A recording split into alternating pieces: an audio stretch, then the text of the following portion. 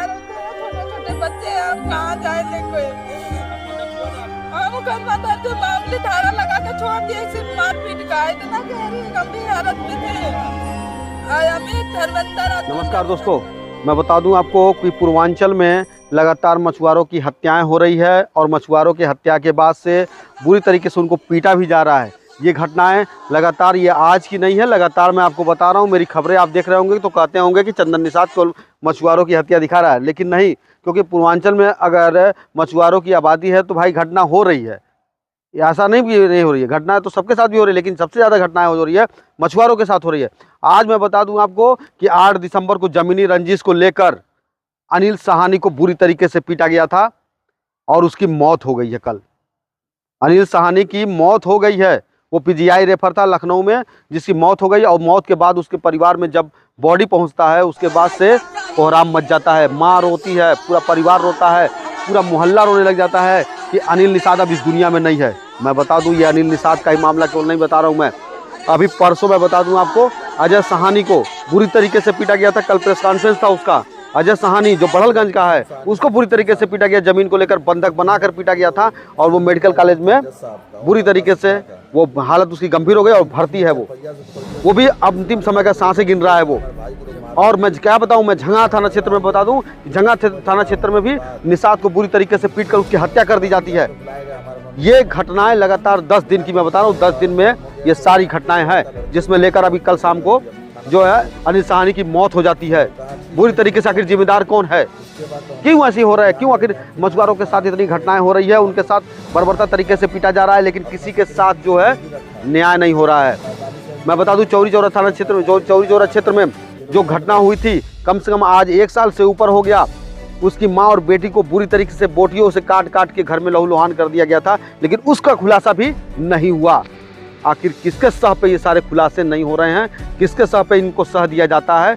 आखिर 2027 का चुनाव भी सामने है। अब मछुआ समाज के नेता बाकायदा अपने दम भर रहे हैं कि हम जो है मछुआरों के नेता हैं और हमको वोट चाहिए। लेकिन क्या ये जो गिने चुने 4-5 ऐसे मछुआ समाज के नेता हैं, मैं नाम नहीं किसी को लूँगा, लेकिन जो भी है, चाहे पक्ष में हो चाहे विपक्ष में हो, चाहे राम भुआल हो, चाहे संजय निषाद हो, चाहे जयप्रकाश निषाद हो, चाहे कोई भी हो, अब इन नेताओं से मछुआ समाज का समाधान लगता है कि नहीं होने वाला है। क्योंकि इन सभी लोगों के सारे मामले जो आ रहे हैं वो ठंडे बस्ते में चले जा रहे हैं। पुरानी घटनाओं को भी देखिए तो लगातार वो लोग मौके पर कभी गए, लेकिन कुछ नहीं न्याय मिला उससे।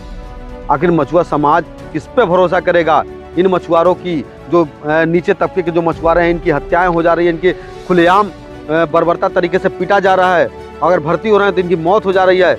इसके जिम्मेदार कौन है? किसको जवाब देना पड़ेगा? आखिर कहीं न कहीं तो जिम्मेदारी लेनी पड़ेगी। जो लोग वोट मांगने जाते हैं दरवाजे पर और बड़े चौड़े से कहते हैं हम इन 4 लाख मछुआरों की हम नेतृत्व कर रहे हैं। अरे आप नेतृत्व क्या कर रहे हैं? आप उनको खाई में और गिरा रहे हैं। आखिर इसके जिम्मेदार कौन है? ये बड़ा गंभीर मुद्दा है। आज देखिए रो रही है माँ, बिलख रही है परिवार, लेकिन अब इनको पूछने वाला कोई नहीं आएगा, क्योंकि सिर्फ फोटो खिंचाने के लिए, अपना स्टेटस मेंटेन करने के लिए नेता आते हैं और उसके बाद चले जाते हैं। परिवार के साथ क्या होता है ये कोई नहीं आता है।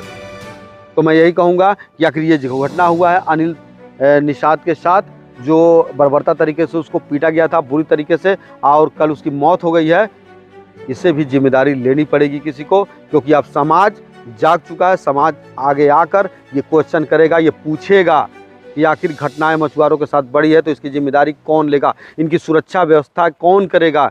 इन समाज के लोगों का आखिर कौन रखवाला होगा? क्या कौन है जिम्मेदार व्यक्ति? आखिर खुलेआम ये घटना में जब होती है तो बाकायदा उसके परिवार के लोग आरोप लगाते हैं कि चौकी इंचार्ज अगर समय रहते उस मामले को गंभीरता से लिया होता तो इस तरह की घटनाएं नहीं होती। आखिर इस जमीनी रंजिश को लेकर उसकी मौत तो हो गई ना, तो क्या अब उन लोगों के ऊपर कार्रवाई होगी जो लोग लापरवाही बरते हैं? बाकायदा उसके परिवार के लोगों ने पुलिस को ऊपर आरोप लगाया है कि रामगढ़ताल थाना क्षेत्र की जो चौकी इंचार्ज हैं उनकी लापरवाही से ये मौत हुई है। उनके एप्लीकेशन में भी है। और कहीं न कहीं ये जो घटना हुई है बहुत भयावह स्थिति है। और पूर्वांचल में मैं बता दूं, अभी कल पढ़ा हूं, परसों पढ़ा हूं, नरसों भी पढ़ा हूं, लगातार मैं बोल रहा हूं, चाहे गुलरिया क्षेत्र हो गया, चाहे आपका बड़हलगंज हो गया, हर तरफ देखिए तो मछुआरों को जमीनी रंजिश के तहत उनको पीटा जा रहा है, लेकिन सुनने वाला कोई नहीं है। तो दोस्तों मेरा ये खबर देखिए और आप देखिए कि किस तरीके से इसके परिवार बेबस हैं। उसकी माँ चीख चीख के आप बोल रही है, ये आप बिल्कुल इस वीडियो में देखिए।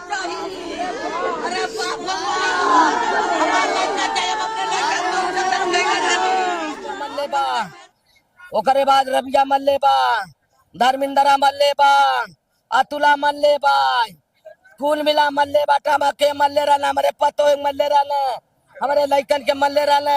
क्या मामला हुआ था? मामला रहा जमीनी का, जमीन लेते रहना, कुल हमारा कब्जा करे जाते रहना, लइका मर जाके रोकल है, वही खर्चिन मल्ले है। कुल ननद का लइके रहने हैं, हमारी लइके नहीं, हमारे भाई ने नहीं रहने, हमारे ननद का लइके रहने हमें, उन्होंने हमारे कोई नहीं हमें, हमारे जबरदस्ती पूरा जमीन कुल ले लेता हमें, एक बेर नहीं हमन बोल पावा था। किसके नाम से जमीन है वो?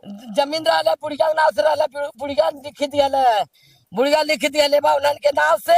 हमन के जमीन हमन के नहीं मिलत बा, हमारे जमीन हमके चाहिए न, हमारो हिस्सा चाहिए नहीं। तो आए तो हमारा कोई सुनवाइया नहीं, इतनी बदतमीजी से बात किए हमसे कि हमारा गमलैया करवाने के लिए कहे वो भी नहीं करवाए, धारा बढ़वाने के लिए करे वो भी नहीं कर रहे, कोई जांच करवाने के लिए जांच भी नहीं करे। तब से अगर पहले जांच कराती हो तो ताजा हमारे पति का जान, छोटे छोटे बच्चे हैं, हम कहाँ जाए देखो।